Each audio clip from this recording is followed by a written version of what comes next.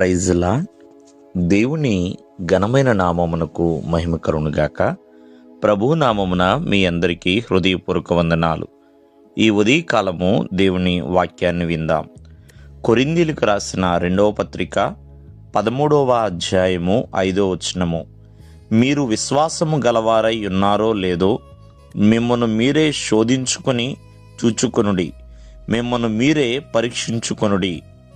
ప్రియమైన వాళ్ళరా, భక్తుడైన పౌలు సెలవిస్తున్న చక్కటి మాటలు. విశ్వాసము కలిగి ఉన్నామో లేమో.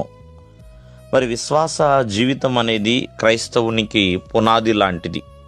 కావున అటువంటి విశ్వాసములో సన్నగిలిపోయే వారిగా ఉండకూడదు, ఆ విశ్వాస భ్రష్టులుగా మారకూడదు. అందుకనే మీ విశ్వాసము ఎలాగున్నది, మీరు విశ్వాసములో ఉన్నారో లేదో పరిశోధించండి, పరీక్షించండి అని భక్తుడైన పౌలు తన బృందమునకు తెలియచేస్తున్నాడండి.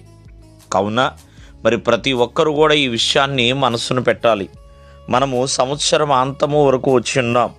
మరి ఈ సంవత్సరంలో మన విశ్వాస స్థితి ఎలా ఉన్నది? మరి విశ్వాసము కలిగి ఉంటేనే కదా పరిపూర్ణమైన విశ్వాసాన్ని మనం కలిగి ఉంటాము. ఒకవేళ నీ విశ్వాసము అవిశ్వాసిగానో లేకపోతే అల్ప విశ్వాసిగానో ప్రేమైన వర్లారా ఉంటే దేవుని ద్వారా మేలులు మనము పొందలేము. కావున ప్రతి ఒక్కరు కూడా విశ్వాసము కలిగి ఉండటము పరీక్షించుకోవాలి.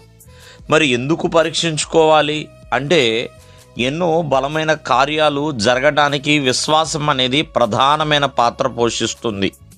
దేవుని వాక్యం సెలవిస్తుంది, నమ్ముట నీ వలనైతే నమ్మిన వానికి సమస్తము సాధ్యమేనని. కావున మరి విశ్వాస వీరులుగా బ్రతుకుతూ జీవించి ఎన్నో అద్భుతాలు చూచిన భక్తులు ఎందరో వారి విశ్వాసాన్ని బట్టి ఎన్నో దీవెనలు పొంది ఉన్నారు.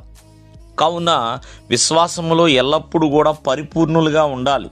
అటువంటి విశ్వాసం ఉందో లేదో ఎవరిని వారే అనుదినము పరిశోధించుకోవాలి, పరీక్షించుకోవాలి. ప్రియమైన వల్లరా, అలా భక్తుడైన దావీదు అంటూ ఉంటాడు, ఏ సందేహము లేకుండా నాకు తీర్పు తీర్చయ్యా, నన్ను పరిశోధించు, పరీక్షించు, పరిశీలించు అన్నట్లుగా. ప్రియమైన వల్లరా, కావున ఎవరిని వారే పరిశోధించుకోవడం వలన ఎన్నో మేలులు అనేది మనం పొందగలుగుతాం.